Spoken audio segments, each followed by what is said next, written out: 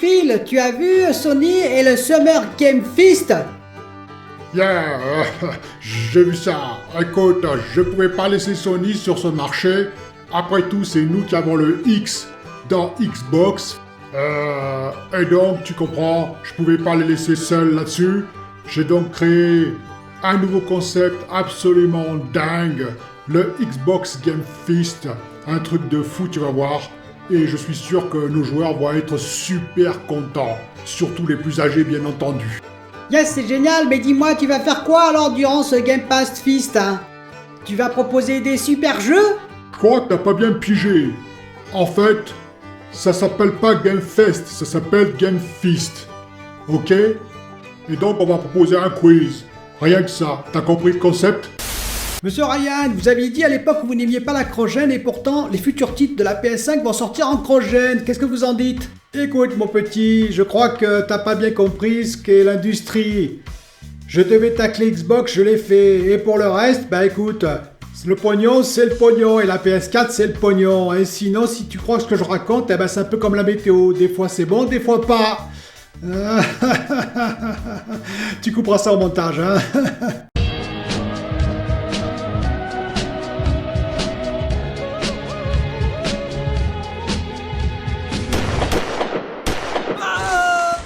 Bonjour les amis, alors aujourd'hui un sujet unique, un sujet dominical on va dire, unique. On va s'interroger sur toutes les améliorations qu'on a actuellement et pourquoi et quel but de ces améliorations finalement, pourquoi elles sont arrivées si nombreuses et si rapidement.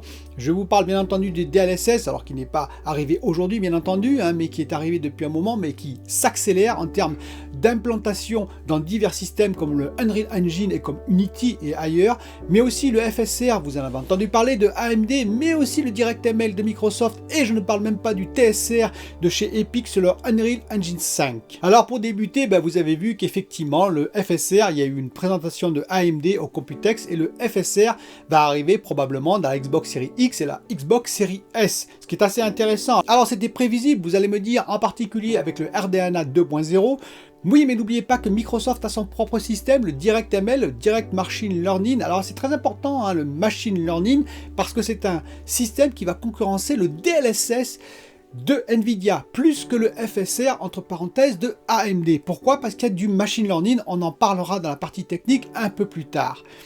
Et donc, normalement, Microsoft aurait dû essayer de pousser ça au maximum dans la Xbox Series X et dans la Xbox Series S auprès des développeurs. Alors pourquoi ils l'ont pas fait? Peut-être parce que, ce n'est pas tout à fait prêt. D'ailleurs, il n'est pas déployé chez les développeurs. Et aussi parce que le FSR de AMD commence à être répandu, plusieurs studios commencent à travailler dessus, et donc Microsoft ne pouvait pas passer sur sa Xbox Series X et S à côté de ça. La PS5, vous allez me dire, la PS5, est-ce qu'elle peut l'avoir? Potentiellement oui, bien entendu, mais apparemment Sony, je dis bien apparemment, Sony voudrait implanter son propre système dans son kit de développement qu'il fournit bien entendu aux développeurs. Donc ils ont leur propre système intégré à voir dans le futur. Alors on va parler tout de suite un peu de technique entre le TSR de Unreal Engine 5, qui a l'air très intéressant, le FSR de AMD, qui est intéressant aussi, on va en parler, qui sont peut-être d'ailleurs dans un système, on va dire, très proche tous les deux, et en face de ça, on a le DLSS de Nvidia, et on a aussi le DirectML de Microsoft. La différence principale, c'est le Machine Learning, c'est-à-dire, grosso modo, dans un cas DLSS et DirectML, on va prendre des images de différents jeux, de différents types de jeux, qui sont en très haute résolution, on va apprendre de ces images, ensuite on va réduire les images au maximum et on va essayer de faire coller par exemple du Full HD avec une image 16K pour le DLSS de Nvidia, c'est-à-dire grosso modo, on va reconstruire les points manquants en machine learning, les points manquants entre du Full HD jusqu'au 16K. On va essayer de faire le mieux possible, ce qui fait que ensuite en temps réel, lorsqu'on a un jeu qui est équivalent, par exemple un FPS, on va intégrer ce qu'on a appris, le machine learning, on va intégrer ce qu'on a appris en temps réel par les tenseur core, en l'occurrence pour les RTX 3000 ou 2000, et on va ainsi injecter ce qu'on a appris en temps réel sur les images qui proviennent du jeu pour reconstruire les points manquants. De l'autre côté, le FSR de AMD, ou d'ailleurs le TSR probablement de Unreal Engine 5, utilise des techniques plutôt algorithmiques en temps réel, c'est-à-dire qu'il n'y a pas d'apprentissage au départ, mais on va essayer de reconstruire les points manquants d'une source par exemple en Full HD vers un 4K. 4K qui n'est pas natif mais qui sera upscalé. Et donc comme il y a des points manquants pour aller jusqu'au 4K, eh bien on essaye d'interpréter les points manquants et de les reconstruire en fonction des points qui sont autour par divers algorithmes en temps réel. Je vous rappelle que sur les téléviseurs, c'est exactement ce qui se passe aussi, ça s'appelle l'upscaling, parce qu'on en parle beaucoup des systèmes AMD, Nvidia, Unreal, enfin Epic, Unreal Engine 5, mais sur les téléviseurs, vous avez des processeurs d'IA qui font exactement la même chose, c'est l'upscaling intelligent ou pas des téléviseurs. Quand on a une source par exemple en 720p, on passe en 4K sur les téléviseurs. Et on voit bien entendu sur earthings par exemple.com, il y a des tests qui sont faits d'upscaling et on juge si l'upscaling sur earthings.com par exemple, si l'upscaling est de qualité.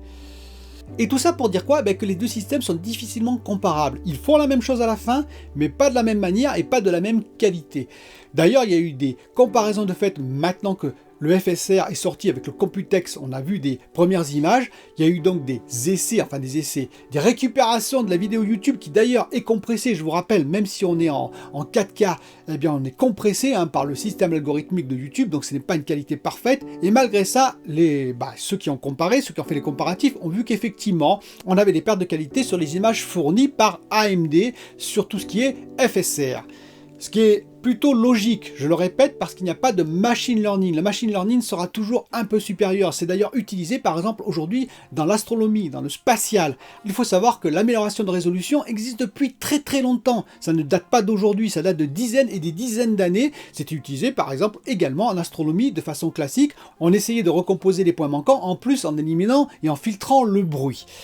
Mais depuis le machine learning, depuis l'apparition du machine learning, de l'apprentissage, eh bien c'est de plus en plus utilisé par exemple en astronomie pour effectivement encore améliorer la visualisation par rapport à l'apprentissage et par rapport à ce qu'on connaît du passé pour l'appliquer sur le futur. En l'occurrence. C'est-à-dire que grosso modo, en fonction du type d'image de planète, par exemple d'exoplanète qu'on va regarder, on sait à peu près à quoi s'attendre et donc on va ainsi interpoler des points, éliminer des bruits, filtrer et donc améliorer l'image de façon algorithmique mais avec du machine learning.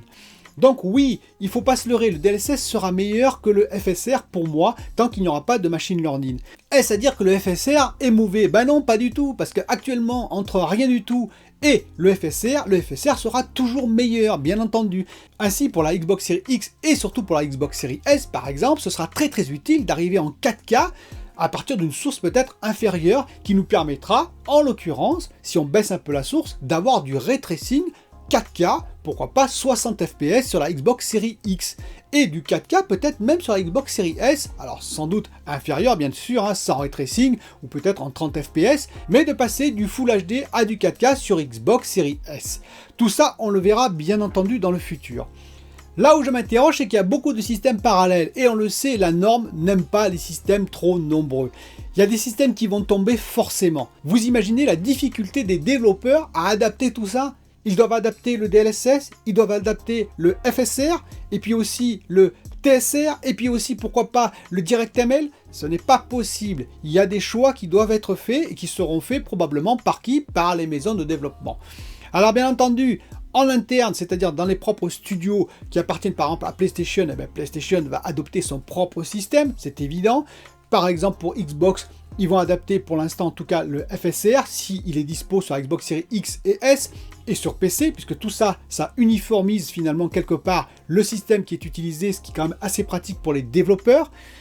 Et on verra ce que feront les autres studios, en l'occurrence, est-ce qu'ils vont utiliser le DLSS par exemple de Nvidia, parce que Nvidia quand même ce n'est pas une petite entreprise, je vous le rappelle, ils ont les moyens financiers de pousser un peu leur système aussi. Mais ils ont une épine dans le pied, parce qu'évidemment AMD a fait très fort, malgré que leur système est moins efficace que le DLSS, je le reprécise, eh bien ils sont partout. C'est gratuit, donc comme c'est gratuit et qu'ils sont partout, qu'ils sont disponibles partout, ça permet facilement d'intégrer leur système partout et non d'avoir l'obligation d'avoir une RTX 3000 en l'occurrence ou une RTX 2000 avec des tenseurs core. Et donc ça, c'est quand même une sacrée épine dans le pied pour Nvidia. On verra si quand même ils maintiennent leur DLSS dans le futur, mais AMD a fait très fort sur ce coup-là quand même. Vous allez me dire, oui, mais normalement on devrait prendre le meilleur système. C'est toujours pareil, rappelez-vous le Blu-ray n'était pas le meilleur système à l'époque et pourtant c'est lui qui a été choisi parce que c'est la force de l'entreprise ou des entreprises qui portent le système qui fait que ça va fonctionner ou pas. Donc si AMD réussit en particulier parce que leur système, je le répète, est gratuit et la mise en place est facilitée sur toutes les plateformes puisque ça ne nécessite aucun hardware, eh bien ils ont gagné quand même une manche de la bataille. Unreal Engine 5, on verra si le temporal super résolution va être actif, va être efficace, parce qu'il y aura des comparaisons aussi de fait entre le temporal super résolution qui là par contre est assez proche du FSR. On verra lequel des systèmes est le meilleur et lequel sera le plus utilisé, mais là encore Unreal Engine 5 sera utilisé dans de nombreux jeux, mais pas dans tous les jeux et pas sur tous les systèmes. Ce qui fait que, toujours pareil, AMD pour l'instant a une longueur d'avance là-dessus aussi. Quant au DirectML, eh bien écoutez, je pense qu'il a du retard. Ça ne veut pas dire qu'il a du plomb dans l'aile, mais il a pas mal de retard pour l'instant, donc grosse interrogation sur ce système à mon avis. Voilà, je voulais faire une petite réflexion là-dessus parce que c'est assez intéressant. Il y a 4 systèmes en parallèle, peut-être même plus parce que Intel, n'oubliez pas qu'Intel va utiliser, d'ailleurs, ils l'ont dit, sur leur prochaine génération de cartes graphiques, ils vont utiliser le FSR en l'occurrence. Ben oui, c'est gratuit, c'est facile à implémenter, donc ils sont intéressés par ce système. En tout cas, ils regardent avec précision ce système, ce qui veut bien dire que pour l'instant, le DLSS n'est pas possible, bien entendu, puisqu'il faut du hardware spécifique et les autres systèmes sont laissés un peu de côté. Dernière réflexion, et non des moindres, pourquoi tout ça? Et oui, pourquoi ce super résolution? Pourquoi ce upscaling vers le 4K en l'occurrence? Parce que je vous rappelle qu'on avait l'impression, je dis bien l'impression, en particulier avec l'arrivée des nouvelles cartes graphiques RTX 3000 et RX 6000, qu'on allait pouvoir faire du 4K natif sans aucun problème. Eh bien non, la vérité est ailleurs comme on dit, c'est-à-dire que effectivement, aussi bien pour les consoles Xbox Series X et PS5, je ne parle même pas de la Xbox Series S, mais bien entendu aussi les RTX, même les 3080 et 3090 ou les RX 6800 ou 6900, eh bien non, il n'est pas question de faire du 4K natif aussi facilement, c'est-à-dire si on applique effectivement du ray tracing, si on applique beaucoup de textures complexes, des effets lumineux divers et variés, et si on veut tenir tout ça avec un FPS à haut régime comme on dit, c'est-à-dire grosso modo plus de 60 fps, voire même du 120 fps pour les cartes graphiques de PC. La vérité, c'est qu'on le voit aujourd'hui, mais qu'on le voit également pour le 8K demain, on aura toujours besoin d'un upscaling par algorithme, par algorithmie ou même par machine learning en l'occurrence dans le futur. N'hésitez pas à me dire vous ce que vous en pensez. Alors il y a des critiques qui tombent actuellement sur le FSR comparativement au DLSS, parce que le DLSS effectivement est très efficace, le FSR moins efficace, je le répète. On voit effectivement que la recomposition des points n'est pas parfaite, mais je répète, ça améliorera toujours par rapport si on ne faisait rien. Et c'est ça l'intérêt aujourd'hui, c'est qu'actuellement on passe de 1800p en 4K natif par le upscaling du téléviseur.